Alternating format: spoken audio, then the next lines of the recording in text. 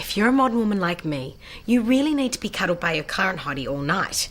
I personally can't get enough of the spoon position. Unfortunately, I've yet to meet a man who will cuddle me for more than the few obligatory minutes and then he's done. So what do?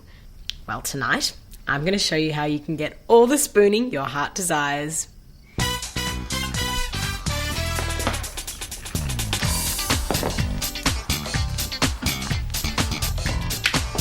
Now, what does a man like to hold on to more than anything in the world? Well, okay, apart from that, what does a man like to hold on to more than anything in the world? A beer in a stubby holder. As we've all observed, a man will hold on to one of these for days. So it's simple logic then that what you need to wear to bed is a stubby holder.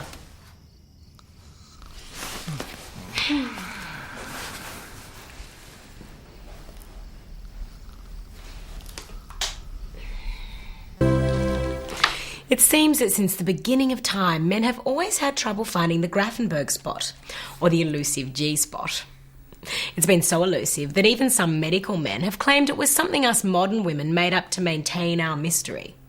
Well, tonight, girls, I'm going to show you a way to guide even the most uncoordinated man right to where it feels good. Now, a woman's G-spot is located approximately 2 to 3 inches inside the vaginal canal on the anterior or front wall of the vagina. It varies for every individual woman.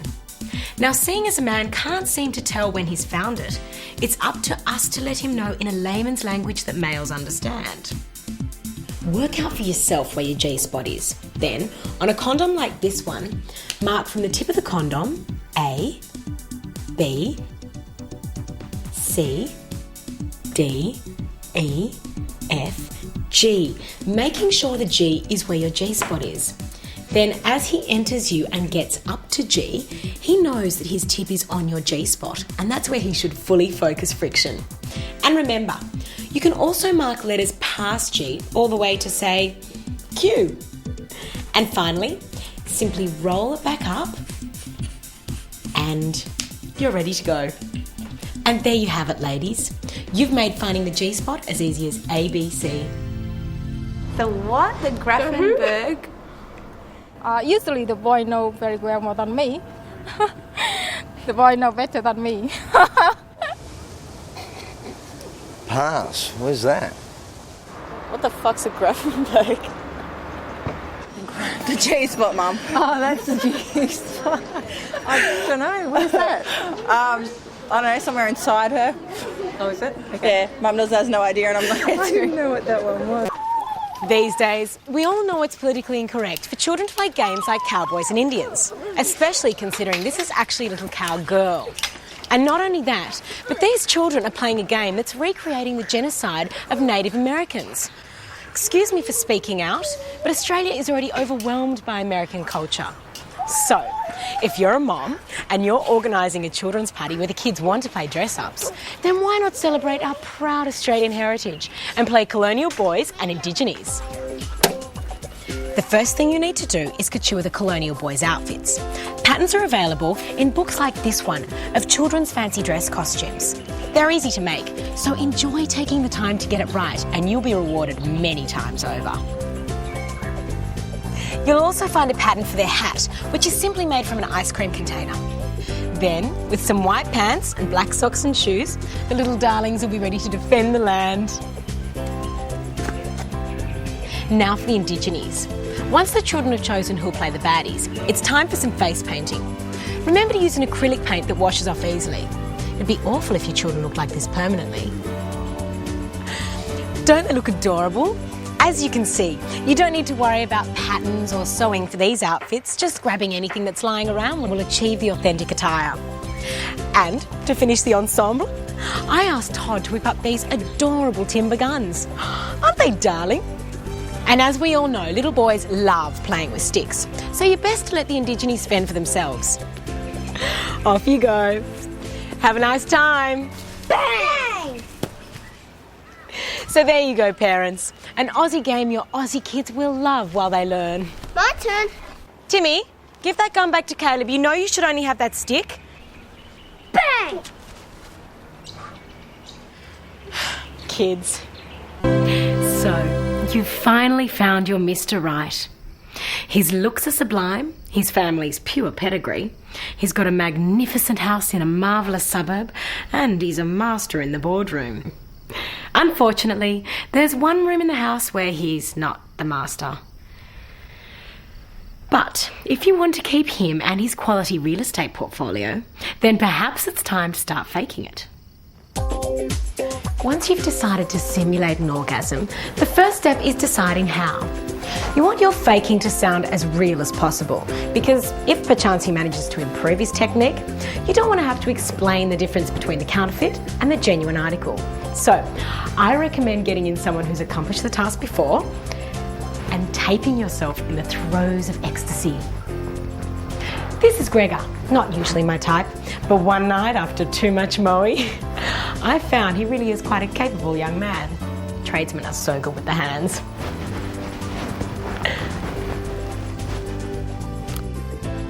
You remember Gregor? Oh, that's it. Nice job, Gregor. Don't be a stranger. Now, like learning any foreign language, all you have to do is listen to the tape and then read along with it. Oh, Gregor! Oh.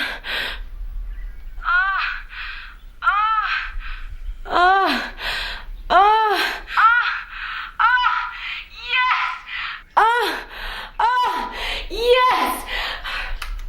Now, just practice this multiple times and you'll achieve the right fulfilling fornication phonetics.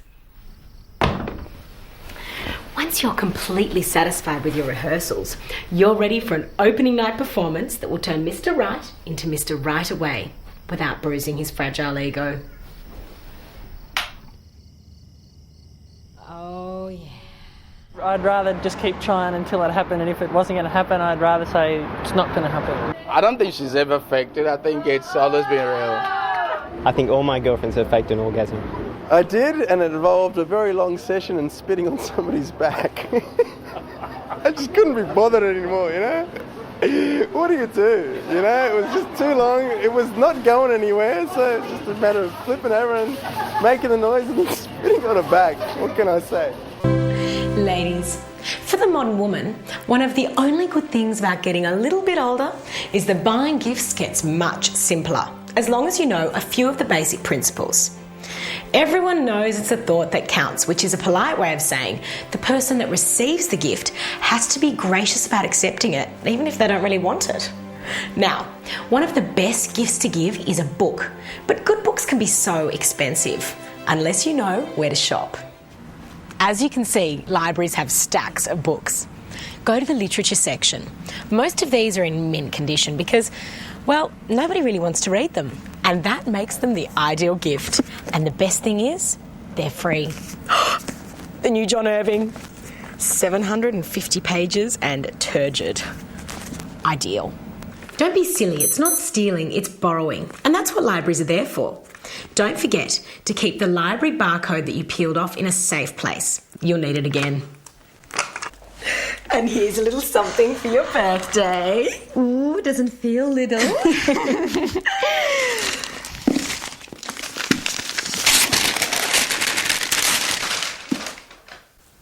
Oh, it's So great to see Irving's back, isn't it? A lot of people felt that he never recovered his form after Garb, but I heard this one is nearly as good as A Widow for 1 year. I wanted to buy it for myself, but I just couldn't justify the cost. You know how ridiculous hardback prices are these days. But maybe I could borrow yours when you're finished with it. Oh, look, I'm still finishing my Jilly Cooper, so why don't you read it first and I'll get it back from you? Oh, if you're sure. I'm sure. Thank you for the beautiful present. You shouldn't have gone to so much expense. Oh, you're so welcome. Mwah, mwah. Okay, it's safe to say she won't be asking for this again. So, it's back to the library for Mr. Irving. That's one expensive birthday gift for the price of the wrapping paper. And I can look forward to a reciprocal gift. Very expensive. After all, it's the thought that counts. Something we modern women don't like to talk about is that time of the month. And something we like talking about even less is having sex during that time of the month. But did you know that one of the best things you can do to relieve period pain and stress is have sex? That's right. Having sex can make you feel much better. But of course there's the problem of the mess. So today, I'm going to show you how to deal with that in style. In recent years, Asian style has become very, very popular. There's something about the clean, sleek lines and elegant simplicity that appeals to today's minimalist trends. The Asian style folding screens lend a serene sense of beauty.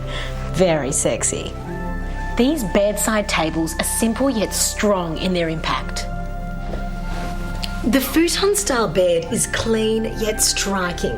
The low height creates a feeling of space in the room. And of course, our Japanese flag bedspread. White with a red circle in the middle. The elegant white made passionate with the splash of red. And quite simply, the perfect bedspread for sex during that time of the month. All you have to remember is to position yourself carefully. So girls, don't let that time of the month stop you from having what you want. Just go Japanese and let the rising sun provide you with the perfect place to make love.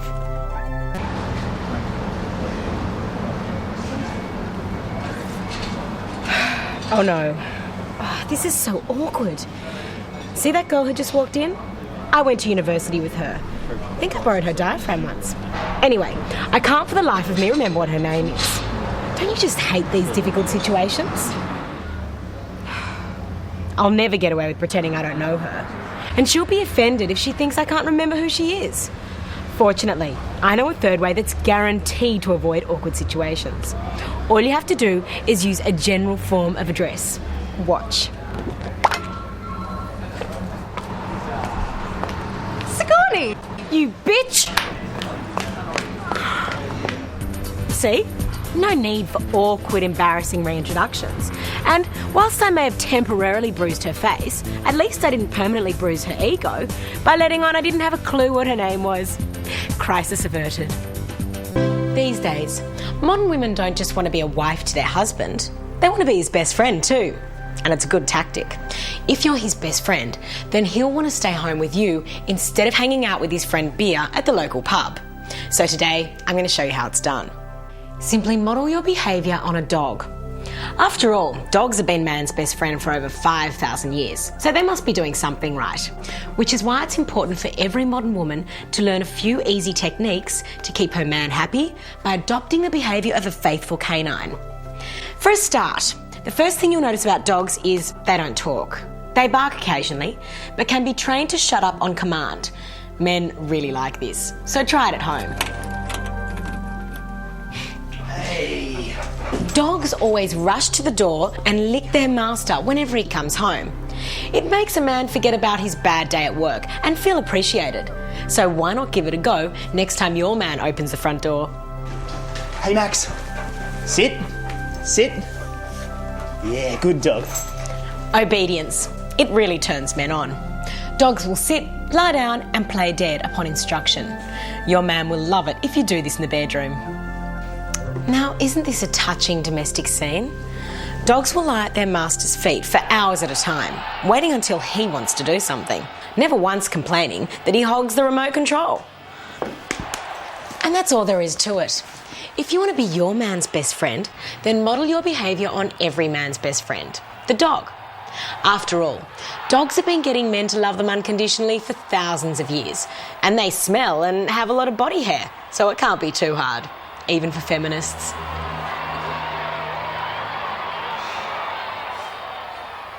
Well, coming from our cultural background, I think you'd have to be obedient. Yeah. Only because they think that they're the man, and you'd have to follow by their rules, sort of, but I wouldn't.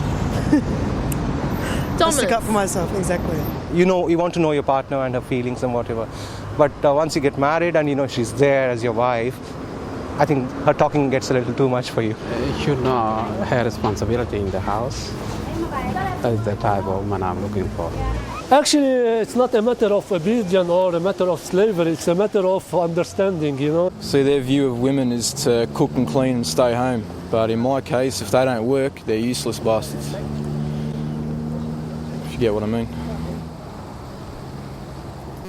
An ancient problem for the modern woman is, how do you get your house guests to leave after you've had enough of them? The problem with most guest rooms like this is they're far too warm and inviting. So, the solution is simple. Redecorating. To start with, repaint the walls, remembering to use cool colours like this duck egg green. Then furnish the room with a stainless steel bed, hang some appropriate prints, then attach a small television to a bracket on the wall and tune the set so it has a truly terrible picture. Finally, and most importantly, make sure the room is heavily scented. Disinfectant.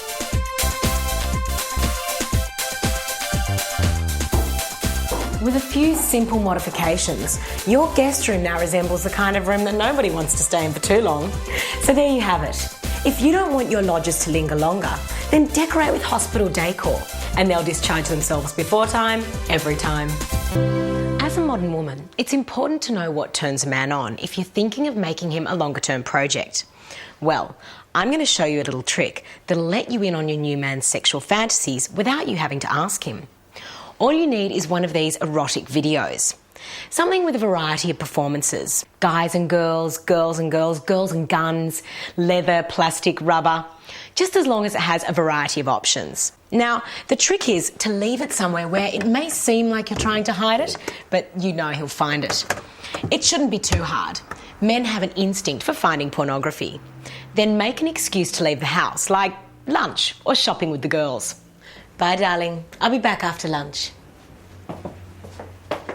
Now, being new to the relationship, your man will want to look around a bit to try and find out more about how you think and what you're into. That's when he will get the pleasant surprise of finding an erotic video. Then, next time you're alone, get the video from its hiding place and put it on. Men are always too lazy to rewind, so wherever the video is stopped is where he's climaxed. You can now tell exactly what it takes to keep him coming back for more. And that's all there is to it. XXX marks the spot. It's the easy way of finding out without the awkwardness of asking him. Oh, Jean-Paul, you naughty boy.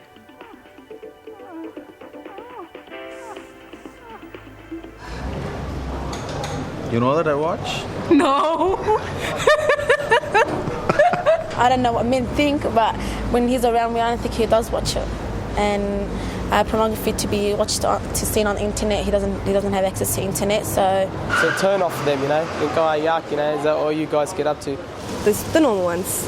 He's got a few of those, you know, little X-rated videos, but he's more of a magazine kind of guy. I've recently turfed probably about 24 Penthouse magazines that I've probably had for about 6 or 7 years. Not really that interested. Now that the SARS epidemic is over, Asian culture is back and it's hipper than ever. If you're like me, you love Asian food, films and fashion, and enjoyed reading memoirs of a geisha, or at least own it. But there is one ultimate Asian fashion accessory you may not yet have: an Asian friend.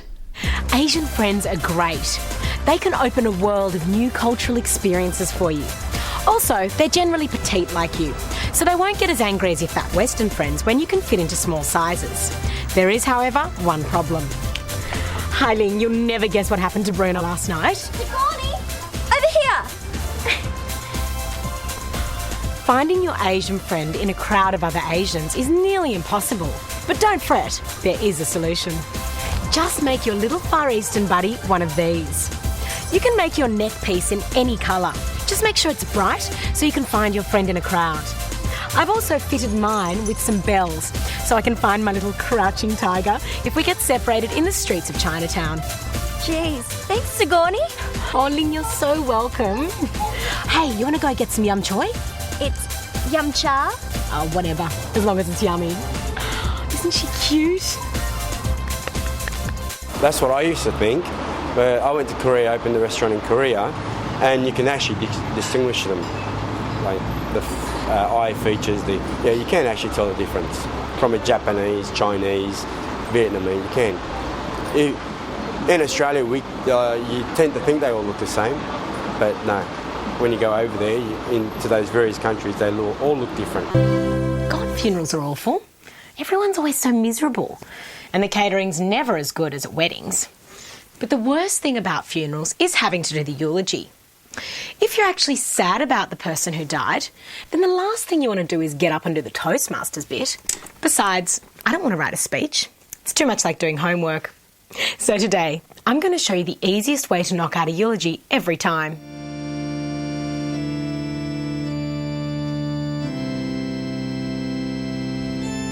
All you need is a big wad of paper. You don't have to write anything on it, but the bigger the wad, the more it looks like you went to a lot of trouble to write your speech. Sigourney will now say a few words about Heidi.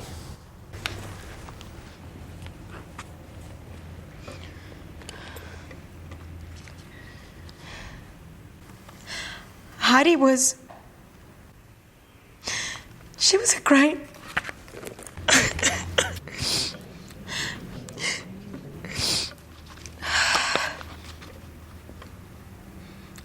Heidi was... I'm sorry. I don't think I can do this.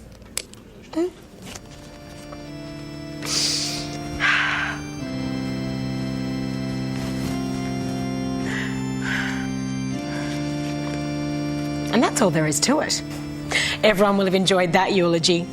They'll be impressed by how much I care, and they'll be grateful they didn't have to listen to a long and boring speech. With any luck, I'll find a strong man's shoulder to comfort me in my grief at the wake. Here we go.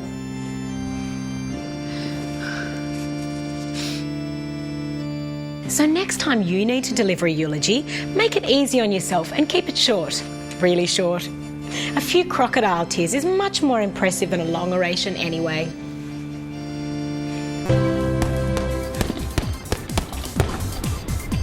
Whew. This cardio boxing is a fabulous all-body workout. It helps me stay trim. And after a rigorous session, I feel ready to take on the world. It's just a shame that most modern men aren't as willing to take on an exercise regime as us modern women.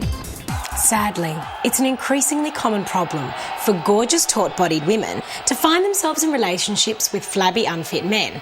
It's just not good enough. Of course, if he's a real fatty boomba, then no amount of nagging will get him to a cardio boxing class. So, if you want your love mate to have a body like Anthony Mundine, then it's up to you to get him swinging a few punches around the home. All you have to do is provide the incentive. I've been sleeping with your best friend Mark. Mark has a much bigger penis than you. Punches improve his upper body strength and raise his heart rate for a full cardiovascular workout. And you can get him to work on his legs by making him chase you around a bit. And finally, after you've taken him through a good workout, don't forget to take him through a few stretches. The most effective way to do this is by regular make-up sex.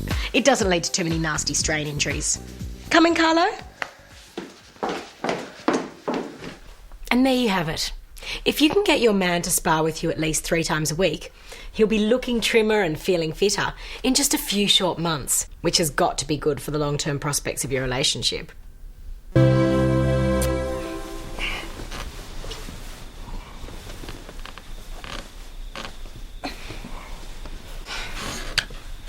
Don't you hate that, girls? Must be instinct or something primal in a man that makes him feel like he has to hog the doona every time, even with a large one like this. Well, today, I'm going to show you how you can decorate your doona in a way that will ensure that your man never takes more than his half ever again. There's one thing a man will not touch even if his life depended on it. Sanitary products. I don't know what it is, but men will avoid these like the plague. Nowadays, they come in an array of different shapes and sizes. Wings, ultra heavy duty, ultra thins. There's so many to choose from. What we're going to do is use these different shapes and sizes to decorate your half of the doona.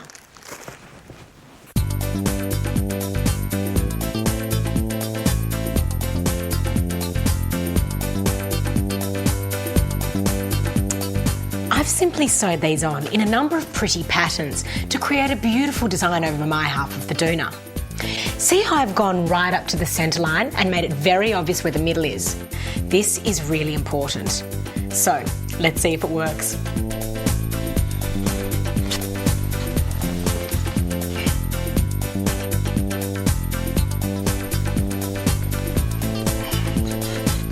See? Works like a charm. Nighty-night. There's nothing worse while perusing the news of the day than reading about the tragic death of yet another young Australian. But even more disturbing can be the accompanying photo of the recently deceased. 19-year-old Gary here was killed instantly when the car he was driving hit a tree. And the best picture his parents could give to the media was this goofy photograph that looks so out of focus, looks more like a photo after the impact than before. This is so undignified and unnecessary. And ladies, you don't want to look as bad as these parents do and get caught out as someone so unsentimental you have no decent photos of your children. That's why every modern woman should take the time to ensure that her happy memories are publisher-proof. Now, most people will go for a quick family portrait taken by a supposedly professional photographer. But I find this option fairly impersonal and actually quite tacky. What it says to people is we had to make a special effort to have this picture taken because we have no family occasions worth photographing. Not the impression you want to give at all. Of course, most modern mothers will have a collection of school snaps to choose from, but these are so formal. And if you can't afford to send your child to a private school, well, you don't want people to have third world attitudes to the death of your child. You want them to feel that their passing counts. So it's best to design a series of medium memory-worthy snaps yourself. Simply gather the children together once a year and take a series of appropriate images. Ones that would be suitable to accompany the tragedy of a backyard pool drowning, to the senselessness of being the victim of yet another hit and run. And don't be afraid to accessorise with adorable touches like these fairy wings. Personalising your pictures is the key. And that's all there is to it. With a little pre-planning, you can rest in peace of mind that if tragedy does strike any of the members of your family, and the media is after a memory, you've avoided the misfortune of seeming unsentimental.